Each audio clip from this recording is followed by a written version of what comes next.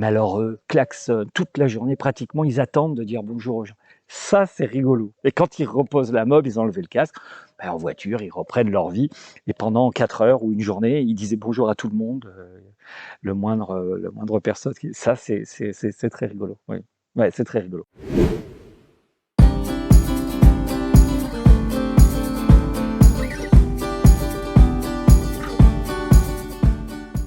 Alors, Dominique, Majot, avec mon épouse Karine, nous avons créé, il y a maintenant 1 an et demi, la société Vous en Mob.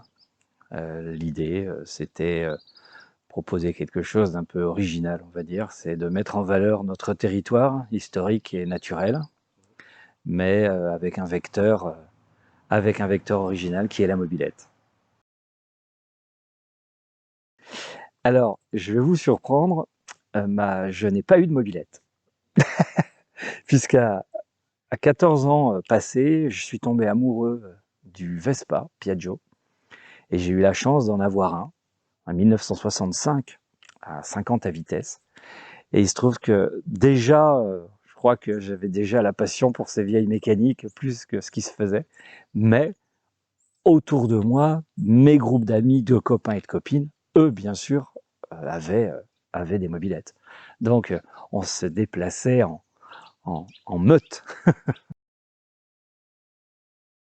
Alors, oui, c'est pas très original, mais bon, il y en a plein, mais je peux pas les dire. Bon, voilà.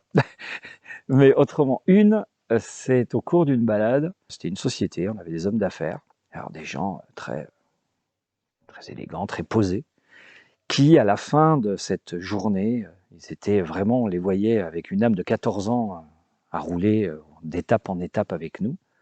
Et à la fin de la journée, on avait un repas. Et il y en a un qui, mais je dirais presque, ouais, presque les larmes aux yeux, hein, limite, hein, qui nous dit, il faut que je vous confie quelque chose, qui parlait avec ses amis. Et il dit, pendant toute la journée, de temps en temps, je me laissais décrocher, je me mettais à l'arrière ou au milieu pour sentir les vapeurs d'essence. Et c'est ça qui me ramenait à 14 ans. C'est les odeurs qui me ramenaient. Et il dit, j'ai eu des shoots d'émotions tout au long de la journée avec cette odeur parce que c'était ça la mémoire olfactive. Et ça fait drôle parce que je m'attendais à tout sauf un témoignage comme ça, surtout la façon dont il le vivait. Petite anecdote. Je peux parler d'une. Karine rêvait d'une mob rose. Elle voulait une mob girly. Elle dit un jour, j'aurai une mob girly. Bon. Donc, Karine, je lui dis, bah, écoute, celle-là, tu vois bien que c'est noir partout. Et vas-y, lâche-toi. Et donc, elle a créé notre mob qui s'appelle Rosalie. Donc, il fallait oser. Même le peintre restaurateur avec qui on travaille, quand Karine est venue chercher des échantillons de peinture, il disait, tu veux vraiment ça comme couleur? Elle dit, c'est ça que je veux. Ben, depuis, Rosalie, c'est la star. Et les filles, sitôt qu'elle arrive, vous êtes certes, mais c'est à tous les coups. Rosalie, c'est la star. Voilà, donc c'est... Nous, on laisse faire, on propose, et puis on voit comment les gens... Alors qu'à la base, c'est qu'un morceau de ferraille. Hein. Et enfin, ben là, maintenant, je vais mettre un coup de cœur pour un endroit, et en plus qui est formidablement mis en valeur. C'est le château de Montané, avec pour notre héros... Et non, c'est pas Henri IV, c'est Gaston Phébus, notre héros. Et ce château mis en valeur par les filles en plus qui vous font la visite, vraiment, c'est un moment qui est fabuleux parce que on est bien sûr dans un château médiéval, mais en plus elles le font vivre.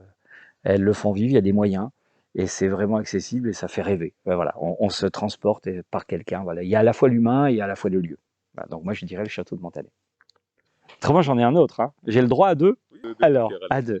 Quelque chose qu'on est en train de faire vivre. Je vous recommande d'essayer de nous suivre dans ce travail. Nous avons une pépite qui est centrée autour du vin. C'est le chai d'Oléris à Lembey, dans le 64. Nous avons un chai souterrain qui date de 1920, entre 20 et 30, et qui est une pépite cachée depuis des années, qui a été creusée sous une colline par le docteur d'Oléris, pour la fabrication d'un vin particulier qui s'appelait le Royal Béarn. On tente, on essaye de le faire classer, on est sur le chemin du classement au patrimoine et le faire ressortir de son abandon et de l'ouvrir au public et de faire des événements. Il va y avoir beaucoup de choses à voir et quelque chose qui va vraiment vous surprendre. Et il est déjà ouvert, hein. Si vous nous contactez, on peut déjà, mais on veut aller beaucoup plus loin. Voilà. Deuxième coup de cœur.